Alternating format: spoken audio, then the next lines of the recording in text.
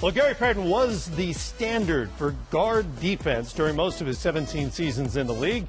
GP made the NBA's all-defensive team 9 times and was the 96th Defensive Player of the Year. In fact, the only guard to win the award the last 30 seasons, if you can believe that. I believe it. You've probably heard that before. I believe it. Yeah, I believe it. But it's a little crazy if you think about it. I had to watch it against the Phoenix Suns for a long time, and despite that, I love the glove, man. Thank you, thank you, thank you. So we thought, because, you know, the obvious doesn't escape us, with GP in the house here, we wanted to know what guards, and especially point guards, impress you in terms of their defense. Well, you know what, Matt? I always go with the OGs first. I'll go with the OGs. I'm going to go with Chris Paul. Chris Paul. Everybody really don't understand that he's not really an on the ball defender, but he's almost like a Deion Sanders. Yeah. He's in everywhere. He's getting the interceptions. Yeah. He's getting his hands on the ball. He's doing all that. But the guy that I think that is the greatest on the ball player is Beverly. Beverly can be on the ball. He can hawk you. He can do things. He wants to turn you. He wants to make it hard for you to do everything. Then I got the kid from Smart from Boston. He's great too. He has a lot of energy. He goes like I do. He doesn't back down from anyone, and that's why I like him, and he makes things happen. He makes things happen on the floor with his defense. And then I come with Rondo. You know what he does. He goes back. He's almost like a John Stockton to me. He's always around the basketball. You think he's gone, he'll come back, get a steal, get a block, get a great play like he always does. And then everybody's gonna talk to me about this one. I'm gonna go with the young kid Ball. I think that in a couple of years, he can be a great basketball player.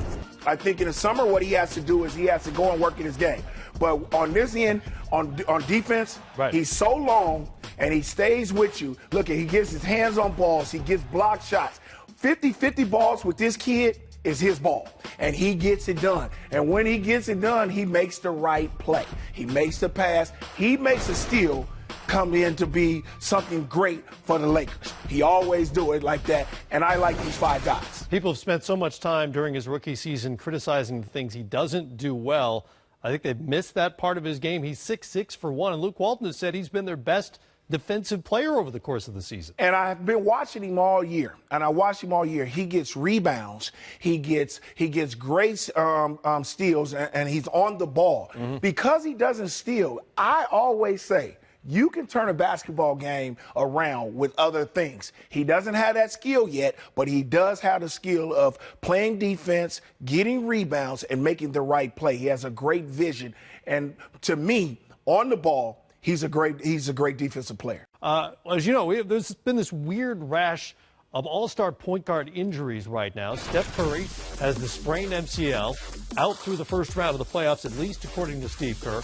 Kyrie Irving, knee surgery to address the irritation in his knee. He'll be reevaluated right around the start of the postseason. And John Wall, who is closer to returning, now had a couple of full practices after missing 25 games following arthroscopic knee surgery. Griff, do you make anything of this in terms of a trend? Is this a coincidence, or is there something behind all these happening at once?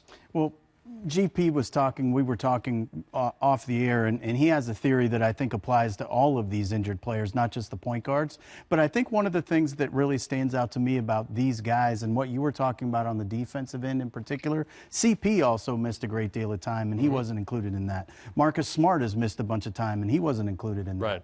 These are guys that are often put into a situation like Gary, where they would switch on to bigger players, and their toughness and grit is part of what defined them. It's not surprising that those guys are getting injured. In the Steph Curry situation, he's had chronic ankle problems. You start to favor that. You put yourself in a different position from a torque standpoint. Then you put your knees in jeopardy. I think with a lot of these guys, when they're really fine motor guys and they're guys that are finely tuned, you're going to see them favor one thing that then leads to a bigger injury somewhere else. Right.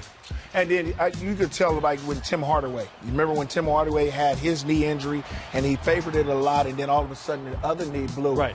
It's about, I think that when you go in and work hard and lift weights and get yourself stronger and get everything else stronger and continue to play and do that, I think, don't think about the injury. You got to go out there and play. To me, you got to go out there and play and get stronger at that injury. I think when you go and work on it every day and make sure that you don't get hurt with that, it won't happen. And nowadays, a lot of these kids, you know, they want to take a lot of time off. That's the way it goes right now. You want to take time off. I think you should play. I think you should always play. You think they're being too cautious? I think they're too cautious because when you get cautious and then you start playing not the way you were supposed to play, you're supposed to go out there hard, then all of a sudden you go soft, then all of a sudden that's when the injuries come. Right. I think you go out there and just play. Just play basketball. You've been playing 100 games anyway. You can get hurt doing 100 games. Sure. Go out there and just play basketball and just think about nothing else but just playing, and I think you'll be fine.